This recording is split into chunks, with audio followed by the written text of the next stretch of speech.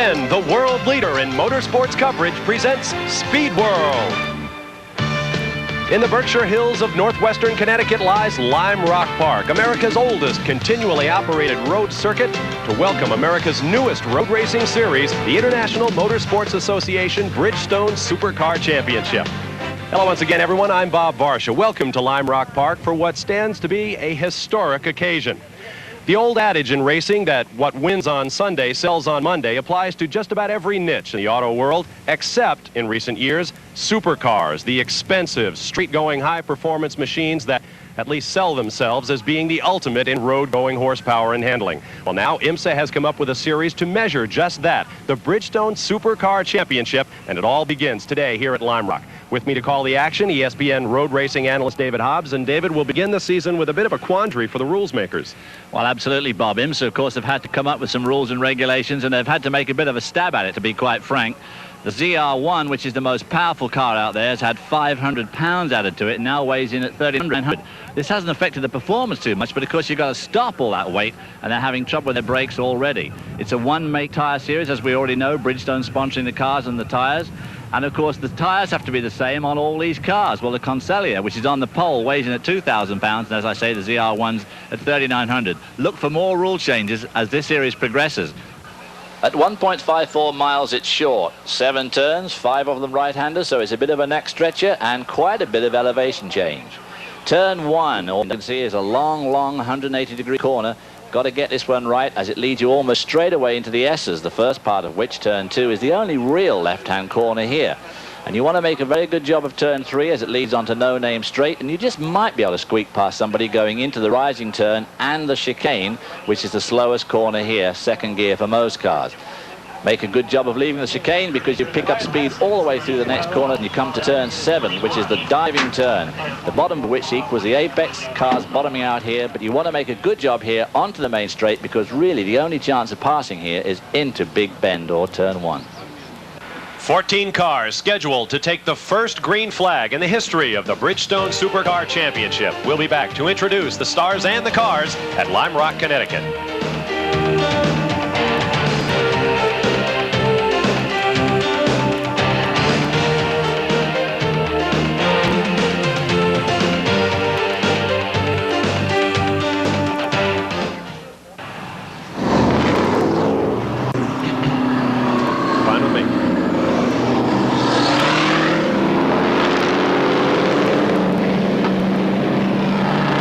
Connecticut. The cars have rolled off the starting grid for the inaugural Bridgestone Supercar Championship, and here's the way they'll line up.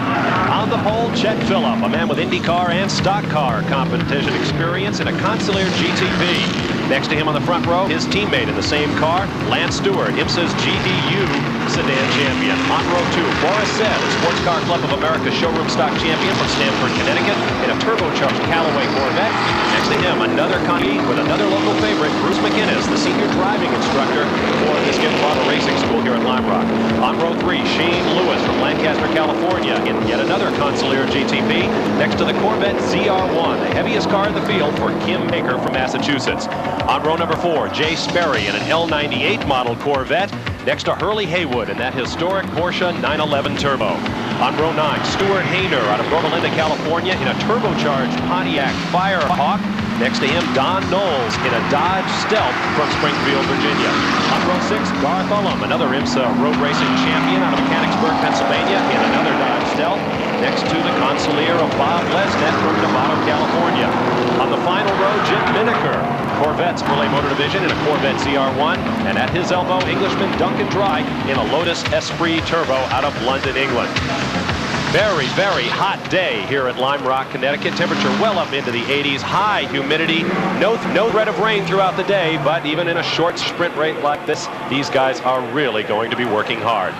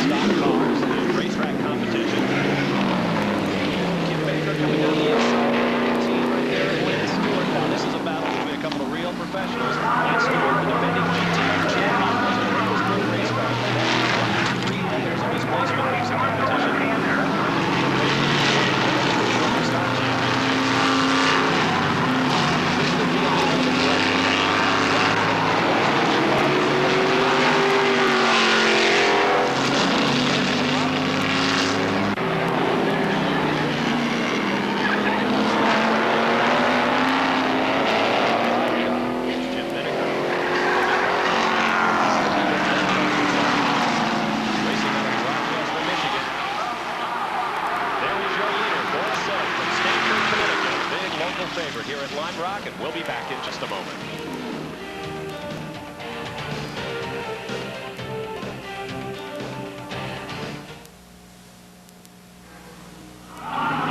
Back at Lime Rock Park, you're watching the battle for third place on the racetrack. Kim Baker in the black Corvette and Lance Stewart in the 1960.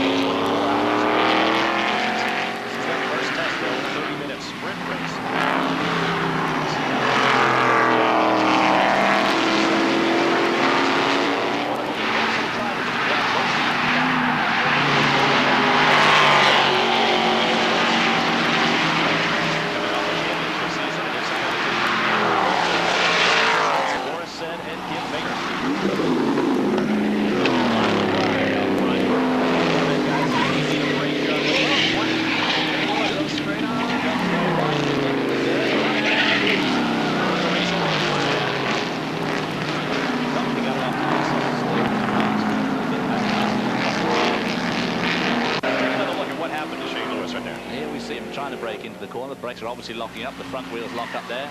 Now he gets up onto the dirt. Opposite lock's going to go on in a minute there, but it's going to be all just a bit late. The opposite lock coming on there, but not enough. Day late and $1 short on the old opposite lock. Back up front, it's Corvette. Morissette.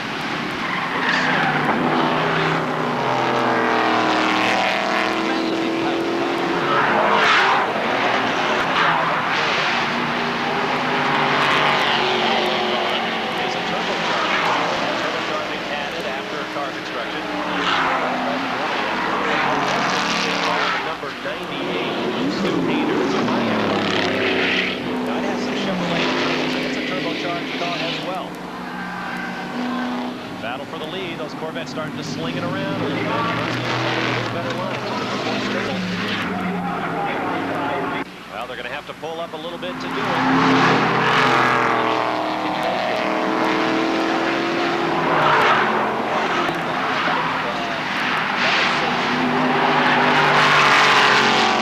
The two Consulier drivers are Chet Phillip and Lance Stewart.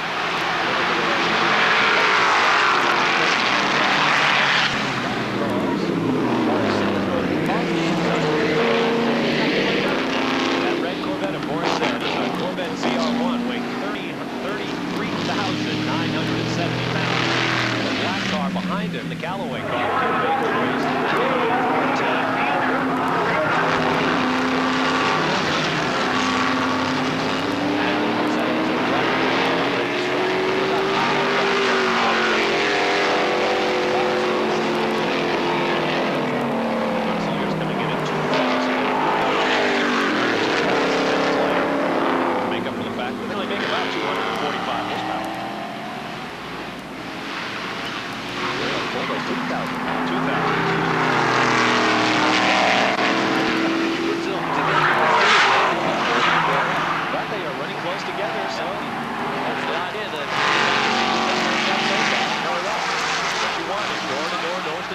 Kim Baker going down the inside. Remember, guys, you're both running the same nameplate here.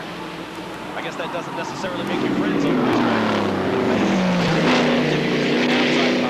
Big Ben, just right at the end, just right there, it all tightens up. You get hung out to dry there on the marbles, on the dust and the sand. In Kim Baker's view, he's carrying an onboard camera in that black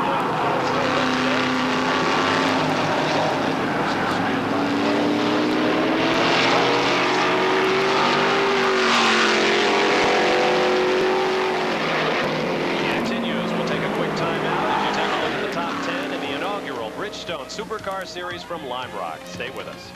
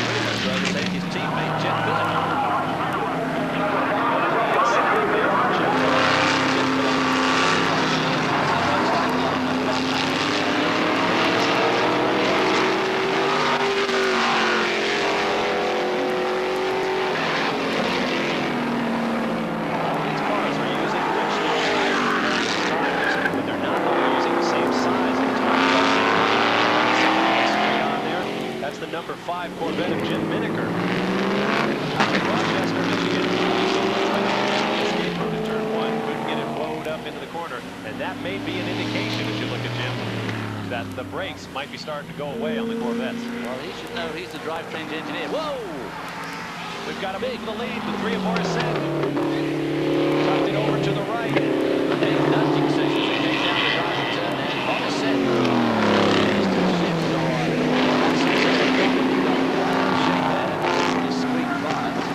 But now he's back on song again. That makes you followed by these 2 cars. The 19 Con Stewart.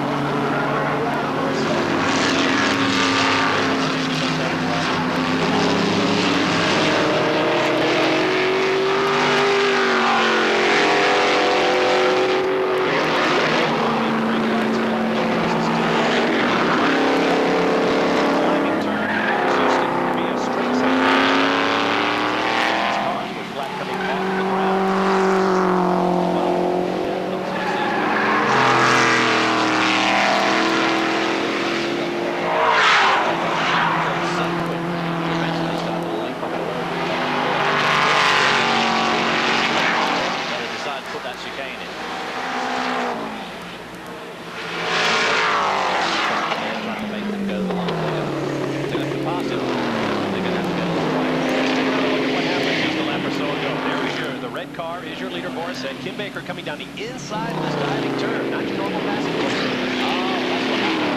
That's why Morissette slowed up dramatically. He got nudged as Kim Baker went down the inside into the diving turn. Now, scraping on something. Trying to try that up straight. That's why Kim Baker had the 21 of Kim Baker's pulled off. It's not a good technical driving constructor here at Lime Rock. It has been for many, many years. Wasn't necessarily his indiscretion. I think he was bumped into. Obviously had a bit of a spin there. I'm surprised he's still out there. That number 1 working brake lights. Officials leave him out there. Now the pit lane, Chris.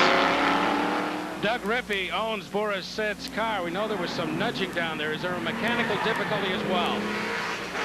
Is there a mechanical problem with Boris's car? Yeah, we've lost the boost in the car for some reason. Quick tactical question about the Corvette. Will the tires and brakes last? Consulier people hope not. He's talking to me. Okay, he's in conversation with Morissette. They're still trying to get back in this. We'll bring it back up to the tower. I know the Corvette engine is a very big engine, and even nobody's just looking.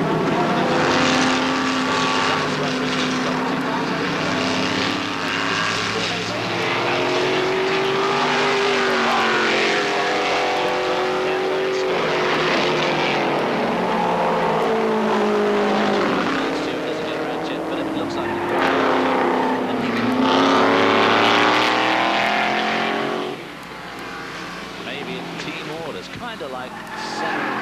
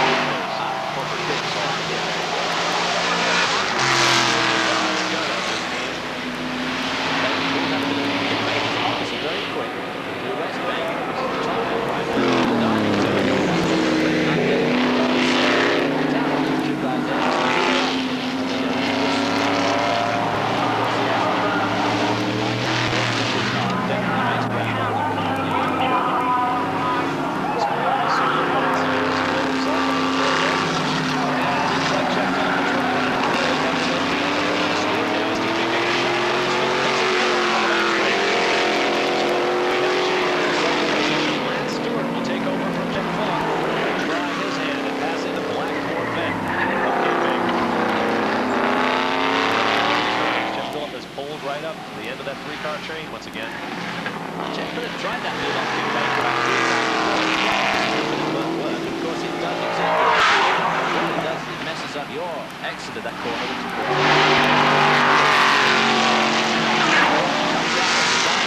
Right behind Baker. That's the closest they've been going up to the straight. Baker at the end of the straight. Baker's not going to be on the inside. That's quite obvious. The outside, as I said before, an outside pass. Inside, his way to. Now this is, don't forget now, £4,000 getting to. What about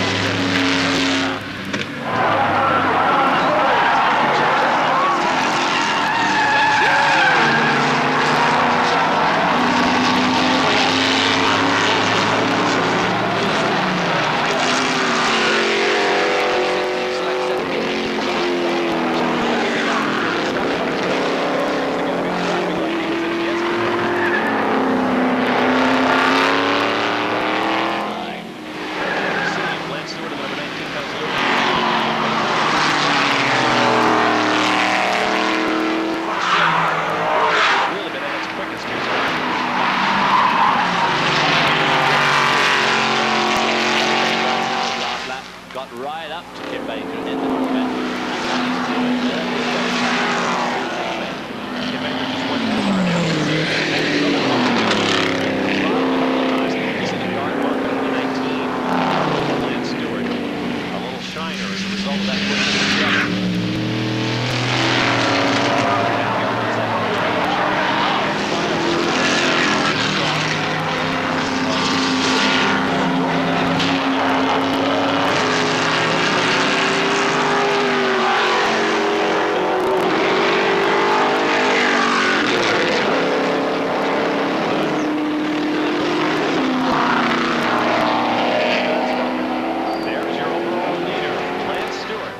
For the distinction of being the first winner of a Bridgestone Supercar Series race.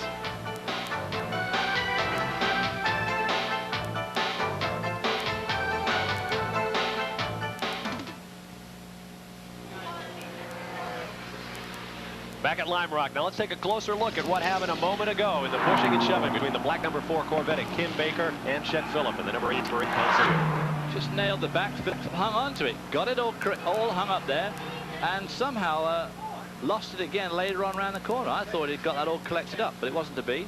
Does a nice little 360 here on the grass, which is not going to screw his tyres up too badly. Select.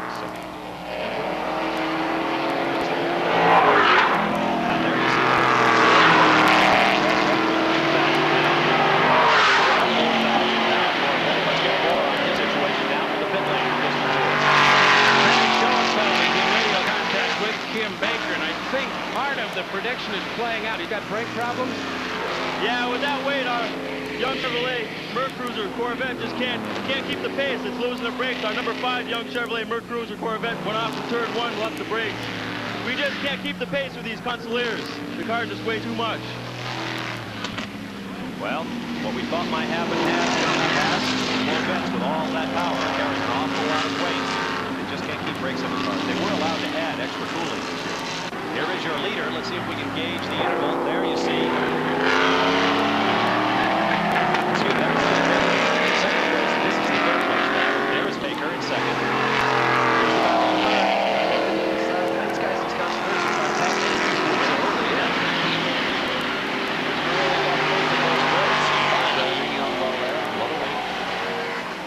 Much more powerful, much heavier car. Ooh, putting a wheel off there in the diving turn. We ought to add at this point that these guys, not these particularly, the leader is averaging nearly 85 miles an hour around the twisty track here at Lime Rock. Now, Jace Berry was running in the 4th position before that spin, followed by Chet Phillip, who's been really spinning in the nose today. Shane Lewis, who is now just behind. So my guess is Phillip is now 4th, Shane Lewis is 5th, Jace Berry is 6th. Here comes that turbocharged Pontiac, driven by Stuart Hayner. A little lap on one of the Dodge Stealths. That's right. He's catching right up with Kim Baker. Is that Kim Baker now? Black car is coming up. It appears to be. Yeah, Baker, that's the second place car. He's got a lap to go, so he's going to have his work cut out. Obviously, Stuart Hayner can get it done.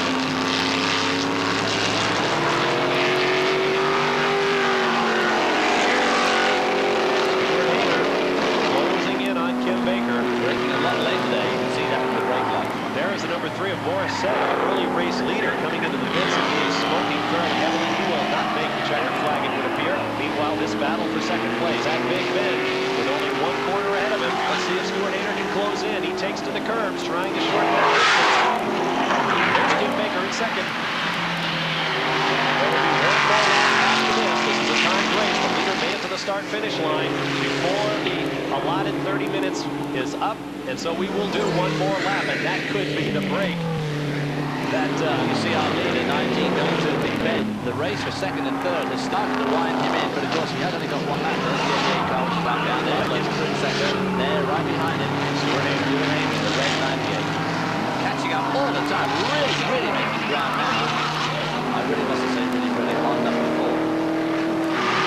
Stuart is now on the final lap, and it looks as though the inaugural Bridgestone Supercar Championship first race in this series for 1991 will go to Lance Stewart.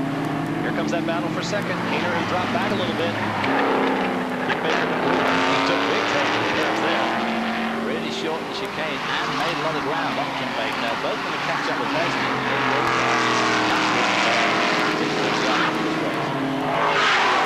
Diving turn one more time. On the front straightaway. This is Stuart Hayner's last chance in that red honey. The checkered flag waves for Lance Stewart and the number 19, the silver Consulier, to the right of your screen. Here's the battle for second. Couldn't tell from this point, but Stuart Hayner and Kim Baker have a photo finish for second. Well, we'll let the officials work that one out. Great race to the flag. But there is your overall winner, no doubt about that. Lance Stewart opens the Bridgestone Potenza Supercar Series with a victory here at Lime Rock.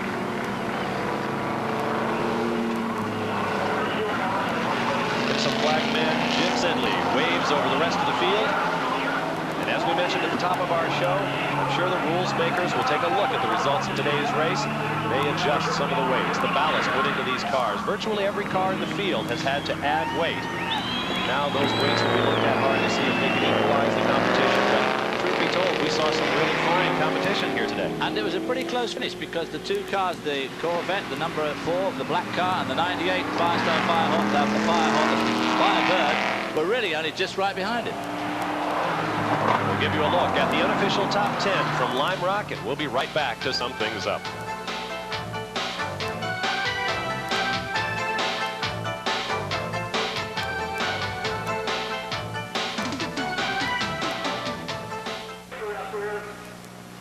The first race of the Bridgestone Supercar Championship is now in the books. Our winner has made his way to victory lane, where he's standing by with Chris McClure. Lance Stewart and Consulier rule on opening day, but in the early going, it looked a little grim. Chris, it was tough. We knew the big horsepower cars would have an advantage early, but we were hoping the whole Consulier idea, the lightweight for ultimate performance, would prove out, and it did. The Consulier proved to be the supercar today, and on the inaugural race, it's kind of a special thing to win this one. And I want to thank the people at Bridgestone for all their support this weekend. The tires held up fantastically, and the entire Consulier team, Brian and Frank and all the guys, Chet, for giving me this opportunity to race here today. Congratulations to Lance Stewart. Truly a champion's day here at Lime Rock. We'll give you a look at the top 10, and we'll see the Bridgestone Supercar Championship a little later this year here on ESPN. For David Hobbs and Chris McClure, I'm Bob Varsha. Thanks for being with us, and so long from Lime Rock Park in Lime Rock, Connecticut.